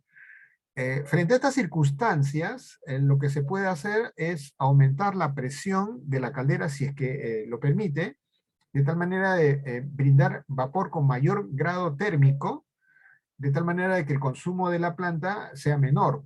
Porque recuerden de que el consumo está relacionado con la temperatura y la presión que se produce en la caldera. De tal manera de que si es que, por ejemplo, como ya dije hace un rato, ¿no? 200 kilos se consume y 150 se produce, es producto de un vapor a ciertas condiciones, depende de 100 libras. Pero si el vapor que produzco en la caldera lo estoy produciendo, por ejemplo, a 130 libras, es muy probable que la planta ya no consuma 200, consuma menos. Entonces, habría que llegar a un punto de coordinación, como ya mencioné, entre servicios y planta, para que no haya este desbarajuste entre lo que se produce y lo que se consume, ¿no? Si no queda claro, por favor, el razonamiento, hacen su pregunta del caso, ¿no? Es simple instalar, no hay muchos problemas. La instalación basta que haya una línea del combustible, una línea de corriente, y las líneas obviamente de descarga de vapor, ¿no? Es muy fácil mover una caldera pirotubular mientras tenga todos estos requerimientos del caso, ¿no? ¿Cómo se selecciona una caldera? Esto dirán ustedes, yo no voy a comprar una caldera. La empresa ya tiene su caldera. Este punto lo coloco más que con la intención de que se pueda evaluar si la caldera que se tiene en este momento es correcta o no. ¿no? Más que la selección, es saber si la caldera que hay en este momento funcionando es correcta o no. Entonces, la potencia. La potencia de la caldera me dice la cantidad de calor que produce la caldera por hora. Y eso se traduce en VHP, como ya mencioné, ¿no? O sea, los VHP, como vamos a ver dentro de un momento, refleja la cantidad de calor que produce por hora. Y por lo tanto, la planta también sabe su requerimiento de calor. ¿Y cómo se sabe eso? A través de algo que se llama balance de energía, ¿no? Se hace un balance de energía en la planta donde se define, por ejemplo, que el consumo de calor es 500 unidades de calor por hora. Y la cantidad de calor que me produce en forma de vapor el caldero debe estar en la misma proporción. Entonces, y eso lo está reflejando la potencia de la caldera, ¿no? Como ya mencioné, acá no puede haber desbalances, ¿no? En relación a que haya más consumo de lo que se produce, ¿no? Otro de los requerimientos es que el voltaje sea el adecuado, ¿no? Recuerden que los voltajes en las plantas industriales están en 220 o 440. El tipo de combustible, como ya mencioné, las calderas pueden funcionar con cualquier tipo de combustible siempre y cuando el quemador sea el adecuado. Y la demanda del vapor, pues, ¿no? Y acá hay, me parece, otras condiciones, ¿no? Como ya mencioné, la capacidad y el consumo, ¿no? O sea, cuánto se produce y cuánto se consume de ese vapor. Y en relación a la capacidad de la caldera, ¿hasta cuánto, no? Porque recuerden que hay un requerimiento que siempre está en la literatura y es la siguiente, ¿no? Las calderas deben trabajar como mínimo el 80% de la presión a la cual fueron diseñadas. ¿Eso qué significa? ¿No? Si tengo una caldera de 200 libras como presión máxima, su presión mínima que debe trabajar es 160. Si trabajamos menos de esa presión, menos del 80%, la caldera va a trabajar en forma ineficiente. Este es un requerimiento que generalmente las empresas no le toman mucho en cuenta y me hago el caso que a comienzos, a fines del año pasado, visité una empresa en Chorrillos que produce, bueno, le doy el nombre, se llama Obosur. Esta empresa tenía una caldera de 200 libras, está trabajando con una presión de 100, ¿no? Es como, yo hago este ejemplo, ¿no? Es como que ustedes, si manejan vehículos, lo van a entender con claridad, es como que si nosotros manejáramos todo en primera, ¿no? Que el automóvil va a manejar, se va a mover, claro que se va a manejar, se va a mover, porque lo pongo todo en primera, pero va a consumir mucho combustible, ¿no? Entonces, es la misma analogía que es trabajar por una presión menor del 80% para la cual fue diseñada, ¿no? Esto a veces se da porque obviamente hay desconocimiento en la compra de la caldera, y es por eso que ocurre este tipo de problemas, ¿no? Por eso dice, la selección de la caldera debe estar relacionado con el funcionamiento económico de la misma, ¿no? No solamente es el costo inicial de la caldera, sino el mantenimiento que va a hacerse y el costo de operación, ¿no? El mantenimiento es los gastos que se hacen para cambiar cualquier tipo de repuesto y la operación es el consumo de combustible, ¿no? Y acá viene la pregunta que me hicieron hace un rato en relación a cómo se puede calcular los VHP, ¿no? A ver, pero antes de eso, quiero mencionarles qué significa un VHP. Como ustedes ven aquí, el VHP es Boiler Horsepower, que es digamos, la descripción de las siglas VHP. Y esto equivale a 33.475, perdón, 33.475 BTU hora. Eso significa de que si yo tengo, por ejemplo, 100 BHP, tendría que multiplicar por 100 esta cifra, y esa sería la cantidad de calor que me produce por hora. Pero me dijeron, ¿no? ¿cómo yo puedo saber el OVHP de mi caldero? Bueno, les dije la placa, ¿no? Bueno, si no tiene placa, porque de repente es un caldero heredado, ¿no? O comprado de segunda que no tiene la placa, pero debería tenerlo. La cuestión es muy sencilla, ¿no? A ver. Primero debemos saber el consumo de agua que tiene el caldero o la producción de vapor de la caldera. Y eso, por ejemplo, se puede hacer a través del consumo de agua del recipiente que alimenta la caldera, ¿no? Se puede cortar, cuando digo cortar me refiero a comenzar a las 8 de la mañana, terminar 8 de la noche, por ejemplo, 12 horas, y saber cuánto se está consumiendo de agua, o en todo caso cuánto vapor se está produciendo. Entonces ahí podemos saber la cantidad de kilos de agua por hora. Como nosotros sabemos el vapor, la cantidad de vapor que se está produciendo, porque sabemos la presión,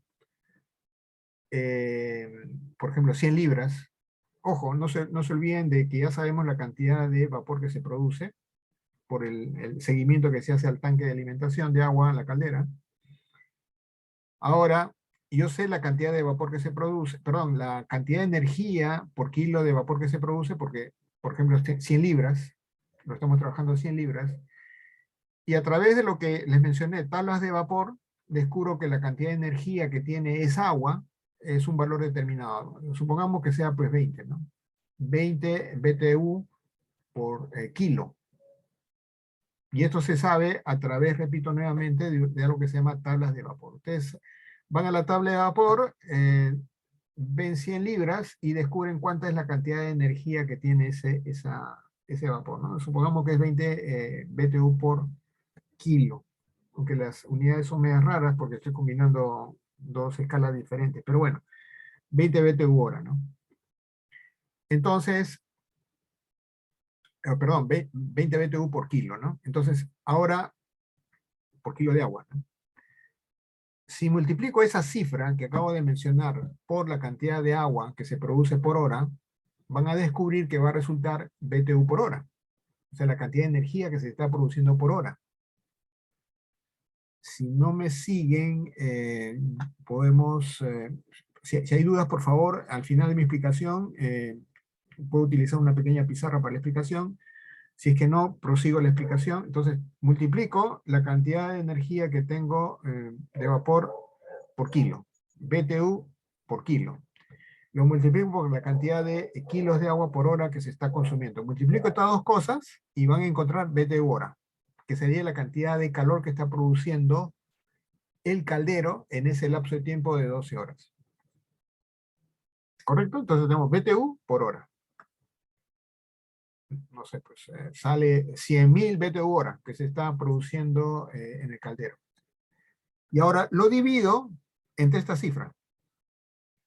Como esta cifra equivale a un BHP, entonces al dividir esa cifra entre 33.475, descubriría la cantidad de BHP que me está funcionando esa caldera en ese momento. Entonces, es una forma indirecta para poder saber los BHP que produce el caldero, ¿no? A ver, me dicen aquí, podemos usar una pizarrita, vamos a usar una pizarrita. Usaremos una pizarrita.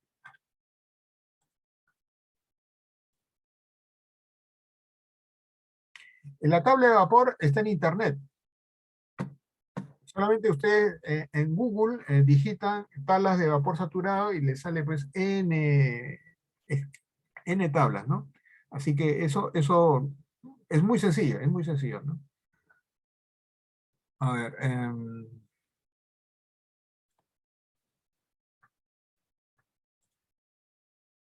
sí, vamos a agregar una...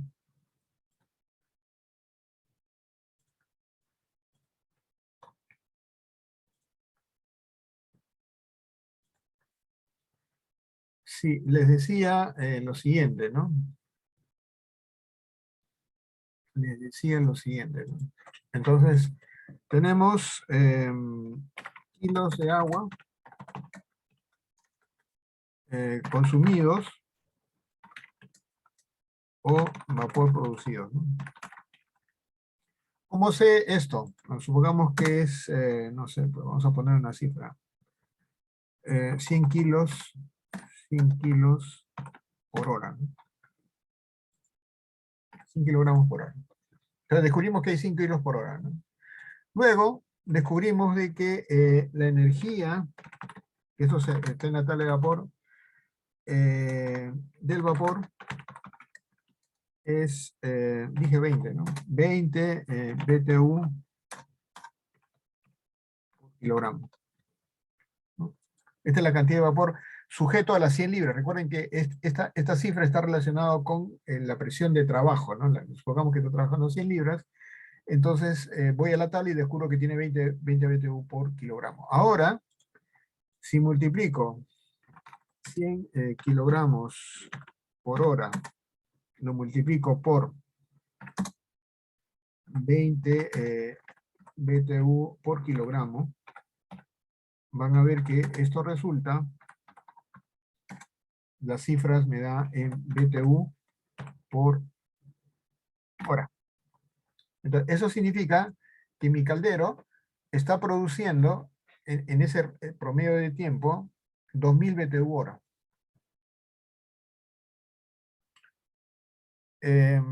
Ahora, ¿qué hago? Recuerden que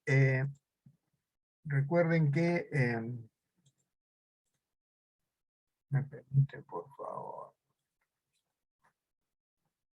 Recuerden que un BTU equivale a esta cifra, 33.475. Entonces, ¿qué hacemos?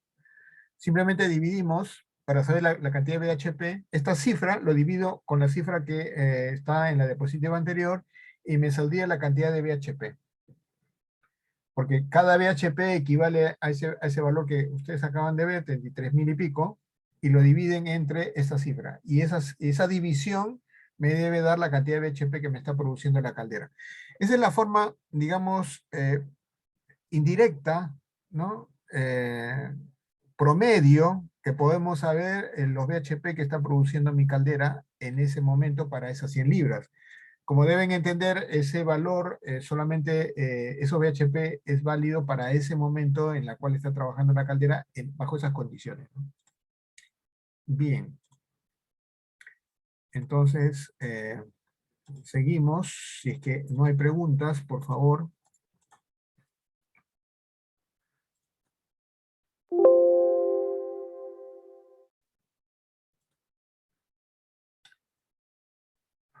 Un segundo.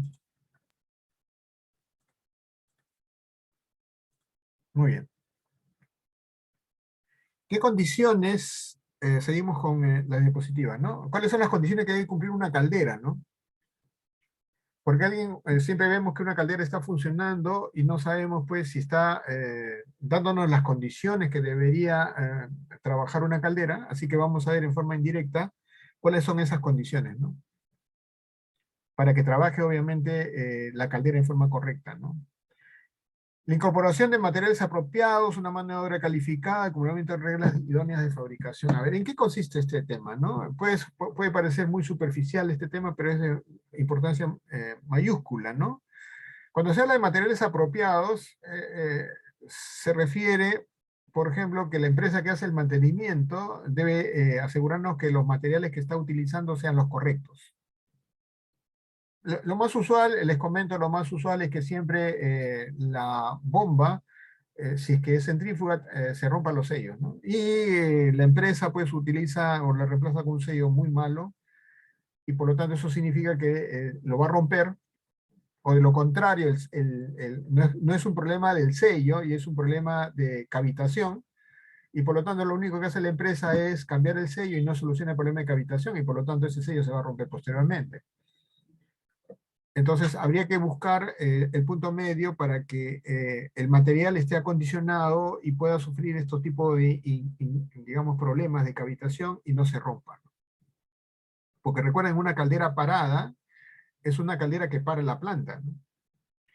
Mano de obra calificada, eso significa que debemos manejar calderistas calificados, ¿no? Que estén preparados, como ya mencioné al principio, el calderista no hace mantenimiento de la caldera, su trabajo está en verificar el buen funcionamiento de la caldera. Él no puede meter la mano digamos, a hacer cambios, por ejemplo, en la regulación del damper, del ingreso de aire, porque eso forma parte de la garantía de la empresa, ¿no?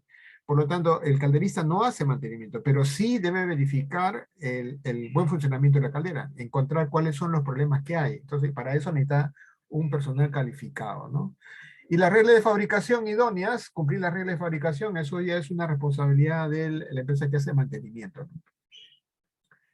Y me estoy olvidando de ponerlo al máximo. Bueno, acá está. Debe contener un colector de lodos. Esto significa que si es que no hay una alcantarilla, la alcantarilla no tiene que ir, perdón, la descarga de los lodos o de la purga no puede ir directamente a la alcantarilla y debe tener un recipiente para almacenar esto, ¿no?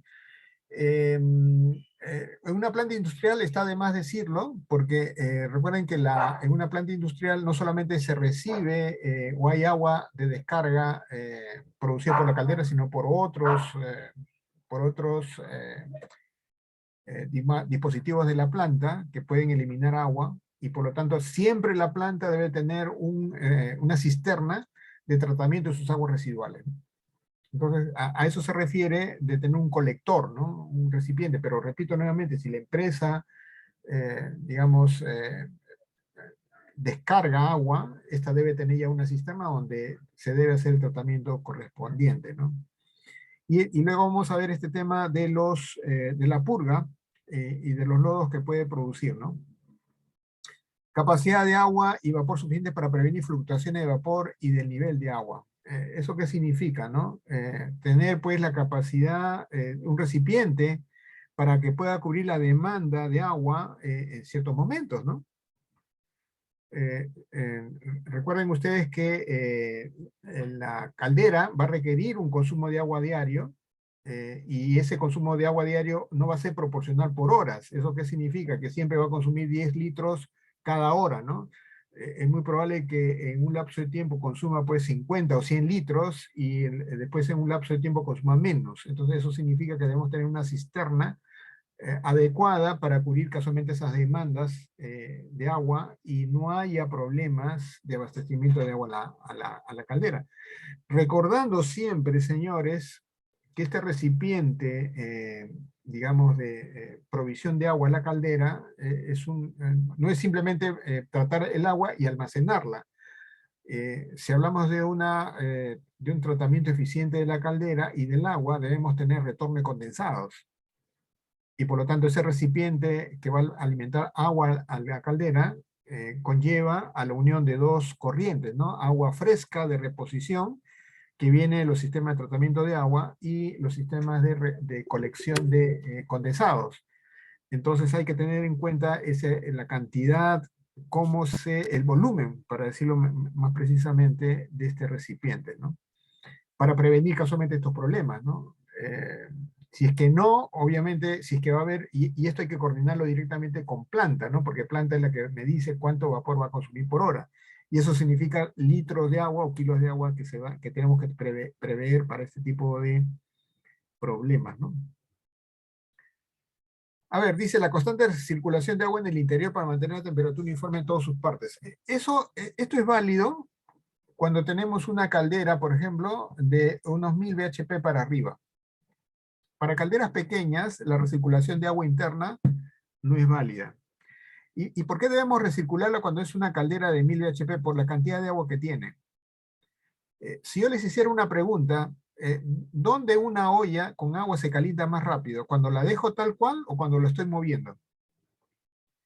Creo que la respuesta, si ustedes han hecho la experiencia, una olla de agua se va a calentar más rápido si estamos moviéndola. Entonces, bajo ese mismo principio, si tenemos una caldera muy grande con mucha agua, el agua se va a distribuir, se va a homogeneizar su temperatura más rápido si que la estamos recirculando. Y eso implica tener una bomba de recirculación, que saque el agua de la caldera de la base, del fondo de la caldera, y la retorne nuevamente en la superficie del nivel de agua, ¿no? O en todo caso en el punto de alimentación de agua, ¿no? Entonces, de esa manera permanece en forma continua el movimiento y eso, digamos, permite una mayor reacción de la caldera y un mejor aprovechamiento del calor, ¿no? Las condiciones de dilatabilidad, esto puede parecer también algo superfluo, como mencioné hace un rato en relación a los materiales, pero esto es muy importante. Uno de los grandes problemas que tiene la caldera, cuando maneja, como es construido a base de metales, es el grado de dilatación. Fíjese, es usual, no digo que es continuo, pero es usual, que algunos pernos de las tapas de las calderas se rompan o se tuerzan. Y esto es sencillamente por un problema de dilatación. ¿Y por qué es un problema de dilatación? Porque recuerden que los metales dilatan, aumentan su tamaño cuando se calientan. Si vamos a introducir metales diferentes, obviamente el grado de dilatación, el grado de aumento del tamaño del material va a variar con respecto a uno, con respecto al otro, y eso significa que va a haber tensión. Esa tensión, porque un material va a dilatarse o va a aumentar su tamaño más que otro, va a producir roturas de los materiales metálicos. Y como mencioné hace un rato, el material más usual que sucede esto son los pernos. Entonces hay que evitar ese problema. ¿Y cómo evitamos el problema de la dilatabilidad distinta, ¿no? Es que los materiales que se van a utilizar sean iguales, ¿no? Un fierro al carbono, no sé, pues al 2%, o acero inoxidable de un tipo determinado, siempre deben ser iguales. No puedo combinar materiales porque estos dilatan de forma diferente y esto origina dilataciones y roturas, ¿no? Alta resistencia mecánica, ya eso este es un asunto, como ya mencioné hace un rato en relación a los tubos, ¿no? Cada tubo tiene cierta resistencia a la presión, y eso significa resistencia mecánica. El tubo debe comprarse o debe utilizarse en relación a la presión a la cual va a ser sometida, ¿no?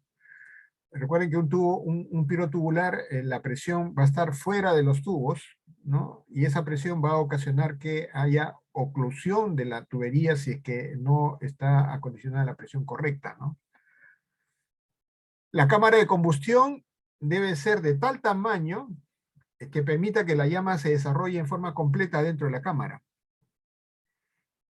Algunas visitas que yo he hecho en algunas empresas he visto, por ejemplo, que la llama choca contra el visor posterior de la caldera.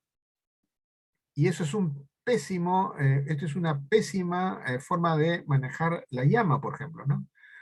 Repito nuevamente, ¿no? La llama no puede chocar, no puede llegar al visor posterior. La llama debe extinguirse más o menos a unos 30-40 centímetros del visor posterior.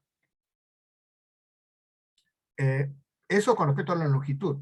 Con respecto al ancho de la llama no puede chocar contra las paredes del hogar, porque obviamente malogra los refractarios, reduce su tiempo de vida de los refractarios. Si hablamos de búnker que tiene vanadio, generalmente este tipo de material corroe los ladrillos refractarios si es que va a tener contacto, el fuego directo contra los refractarios. Entonces, por lo tanto, el hogar, mejor así, ¿no? La llama debe adecuarse a la geometría del hogar. No puede ser más ancho de la cámara ni más largo de la cámara, ¿no? Eso no es válido, ¿no? Este punto 8, digamos que ya es una cuestión de la fabricación de la caldera. Esto está en relación a que el alcance que debe haber para el acceso que haya en todas las partes de la caldera, ¿no? Y acá obviamente hay una restricción tremenda en relación, por ejemplo, a los tubos, la limpieza de los tubos. Hay zonas de tubos que, por ejemplo, no hay forma de alcanzarlo. Eso hablo cuando se abre la tapa de ingreso de hombre de la parte superior de la caldera para que se haga mantenimiento de los tubos externos. No hay forma de llegar al fondo, por ejemplo, ¿no? Ese es un costo, obviamente, que por más que uno desee que todo esté, digamos, al acceso, esto no ocurre por las razones propias del diseño de la caldera. Pero siempre se requiere de que el mantenimiento permita el acceso muy sencillo a las piezas que obviamente se piensan modificar o cambiar, ¿no? No debe faltar elementos de medición, sensores, ¿no? Válvulas de seguridad, que vamos a comentar eso posteriormente. Recuerden que estamos viendo cuáles son las condiciones para un buen funcionamiento de la caldera. Y por último, debe tener su inscripción y registro en el Ministerio de Energía y Minas. Recuerden que ese es un requerimiento propio para el funcionamiento de la caldera. La empresa debe declarar la caldera, porque si por alguna razón la SUNAFIL ingresa a su planta, les va a pedir, por ejemplo, este registro, ¿no? Y si no lo tienen, pues obviamente les cae una multa tremenda, ¿no? Entonces hay que evitar ese problema. Quien sabe esto, estoy hablando de un tema administrativo, pero de todas maneras merece el comentario, ¿no? Bueno, hasta aquí hemos llegado al tema de introducción. Vamos a ver el tema de combustión, que es el tema, ya es un tema directamente ligado con el funcionamiento de la caldera. Previamente a eso, por favor, si hay alguna pregunta que ha quedado en el aire, que no he contestado en relación a los temas de introducción que acabo de hacer, por favor, podrían hacerlo si gustan. Estoy haciendo el blanco necesario para hacerlo. Me preguntan acá, ¿todo calderista debe estar inscrito en el MINEM? No, el calderista no. El calderista lo que debe tener es un certificado, por ejemplo, de este curso, ¿no? Las empresas me solicitan mis servicios, virtual o presencial, porque requieren un certificado, ¿no? El certificado debe tener, es un certificado de validez anual que solicitan para autorizar, lo autoricen como, digamos, personal adiestrado para el manejo de una caldera. Eso les pide la SUNAFIL, el MINEM también puede hacerlo, las municipalidades también lo solicitan. Así que el registro no es en el MINEM para el calderista, sino debe tener su certificado, ¿no? Eso lo va a hacer, me dicen con respecto al video, eso no es mi responsabilidad, eso lo hace el soporte de la empresa, así que por favor remítanse a la empresa como tal, ¿no? Bien, entonces comenzamos con la combustión. La combustión, como ya mencioné, es el fenómeno que permite extraer la energía química del combustible y transformarlo en calor. Por lo tanto, debemos tener la combustión perfecta.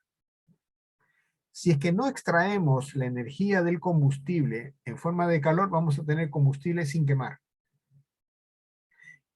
Es muy usual, por ejemplo, si ustedes son un poco observadores, cuando ustedes pasan a través de los vehículos, en rojo, por ejemplo, huelen combustible en el tubo de escape, ¿no? Si ustedes huelen combustible en un tubo de escape de un automóvil, significa que no todo el combustible está siendo quemado, y por lo tanto están perdiendo dinero. Por lo tanto, una buena combustión asegura de que todo el combustible se queme. No solamente eso que ocurra, ¿no? Sino además la combustión debe ser tal que se le extraiga toda la energía necesaria. Si la energía química es 100 unidades de energía química, esto debe convertirse en 100 unidades de energía en forma de calor. Debe ser exactamente igual. Y recuerden que esta es una de las partes de la caldera. Por lo tanto, y la ventaja que tiene esto es que es manejable. Es muy manejable a diferencia de la otra parte, que es la transferencia de calor, que sí hay una serie de bemoles que hay que manejar y se hace complicado ese tema, ¿no? Pero esta parte de la combustión es muy fácil. ¿Y quién es el responsable de la combustión? El quemador. Así que indudablemente el tema que está metido con este tema es el quemador. Vamos a describir el quemador, vamos a ver algunos videos relacionados con la descripción de un quemador, ¿no? Pues bien, bueno, las temperaturas, como ya mencioné, el objetivo de la combustión es sacar energía química y convertirla en forma de calor y conseguir la más alta temperatura como gases de combustión, ¿no? Quemar todo el combustible a su máxima temperatura. ¿Puedo quemar todo el combustible y no tener su máxima temperatura? Sí, por las razones que vamos a comentar luego. Por tal motivo, la combustión tiene que cumplir dos condiciones: que se queme todo el combustible y a su máxima temperatura. Recuerden que la máxima temperatura va a permitir una mejor transferencia de calor dentro de los tubos. Para que haya una combustión, como mínimo, tiene que haber 3 condiciones. Obviamente tiene que haber un comburente, en este caso es el oxígeno. No se utiliza oxígeno puro, como sabrán, se utiliza aire. Recuerden que el 21% del aire es oxígeno. Entonces, por lo tanto, el comburente está dentro del aire.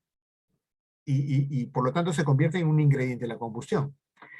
El combustible. El combustible, obviamente, es un hidrocarburo, ¿no? Está formado básicamente por carbonos e hidrógenos, pero este puede tener otros elementos, como aparece ahí. Puede tener oxígeno, puede tener nitrógeno, puede tener azufre. Inclusive los combustibles pesados, inclusive pueden tener plomo, pueden tener vanadio, como ya mencioné. La composición del combustible obviamente va a depender de la fuente del combustible, ¿no? En nuestro mercado existen básicamente, 5 combustibles que se utilizan en los calderos. Y comienzo con los más pesados, ¿no? Bunker, 1000, 500, diésel, GLP y gas natural. Son los 5 combustibles que se utilizan a nivel industrial para los calderos. Cada uno de ellos va obviamente a definir la composición que va a tener como composición, ¿no? Muy bien. Entonces, ¿por qué es importante la composición? Porque dependiendo de esta composición es la que va a tener la composición los humos o los gases de combustión. Y como vamos a ver dentro de un momento, y nadie todavía me ha preguntado, es ¿cómo puedo saber que la combustión está llevándose de buena manera? Profesor, si usted ha dicho que la combustión tiene que quemarse todo el combustible, ¿yo cómo puedo saber si es eso cierto? Eso lo vamos a saber a través de los gases de combustión. Por lo tanto, ¿es importante saber la composición de gases? Sí. Para el calderista no necesariamente, sino eso lo vamos a tener como información para poder evaluar cómo establecer esta mayor eficiencia, ¿no? Entonces, hablábamos del comburente, el oxígeno, del combustible como condición, y el otro parámetro es la temperatura de ignición. La temperatura de ignición es el punto que permite que inicie la llama o inicie la combustión. El punto de ignición, la temperatura de ignición, es la temperatura que va a permitir la presencia de la llama, para decirlo en términos coloquiales, ¿no? Es el inicio de la combustión. Esa temperatura debe ser apropiada, porque si no llegamos a la temperatura de ignición, la llama no se produce, y por lo tanto no habrá combustión. ¿Quién es el responsable de la temperatura de ignición? El quemador, como vamos a ver en un momento, ¿no? La combustión es una reacción química, señores. Y se trata como tal. O sea, un químico, como el que les habla, maneja una combustión como si fuese una reacción química. Por lo tanto, ¿qué debemos tener en cuenta para que la combustión sea perfecta? Porque se puede dar una combustión perfecta. La primera condición, la proporción de combustible con el comburente. En este caso, con el aire. ¿A qué me refiero? ¿Qué proporción? 1:1, 1:1:2, 1:1:3, etc. Eso se conoce como proporción. Dicho en términos sencillos, ¿no? No sé si, repito nuevamente, si ustedes tienen vehículos o saben de, digamos, parte del mantenimiento de un vehículo, uno de los mantenimientos es el afinamiento. El afinamiento, lo que hace el afinador básicamente es definir la proporción combustible con el aire, ¿no? Si hay un defecto de aire, no va a haber buena combustión.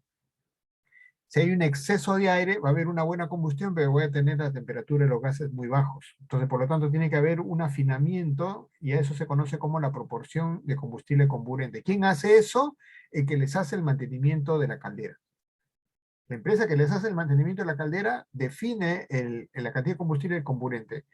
En términos sencillos, define la abertura de la válvula de ingreso del combustible y define la abertura del damper de su ventilador. Eso es definir la proporción correcta, ¿no? ¿Cómo vamos a poderlo saber? Repito nuevamente, a través de los gases de combustión, como vamos a ver luego, ¿no? El otro factor, ¿quién es el responsable de esta proporción? El quemador. si bien es cierto, lo hace una persona externa, pero el sostenimiento de esta proporción, el quemador lo hará posible. De repente, si es que no se ajusta bien el seguro del damper, el damper se va a mover y eso significa, obviamente, que todo ese afinamiento se ha hecho de mala manera, en todo caso, ¿no? La mezcla, que es otro factor importante en una reacción química, la mezcla. Eso significa que tiene que haber una interacción física entre el combustible y el comburente, o sea, tienen que chocar, tienen que encontrarse. ¿Y esto cómo se logra? A través de la mezcla. De nada sirve que por un lado vaya el combustible y por otro lado vaya el aire. Tiene que haber una mezcla, debe haber una unión íntima del combustible y el comburente. A eso se conoce como una mezcla. ¿Quién es el responsable de esto? El quemador. La forma como une estos dos ingredientes es responsabilidad total del quemador, ¿no? Y esto básicamente es el diseño del quemador. O sea, no solamente la proporción, sino también su mezcla, ¿no? Si la mezcla es inadecuada, obviamente la combustión no se va a dar de forma correcta. Y la tercera que ya hemos visto hace un rato en relación a la temperatura de ignición, ¿no? Si no hay una temperatura de ignición correcta, obviamente no va a haber una buena combustión, ¿no?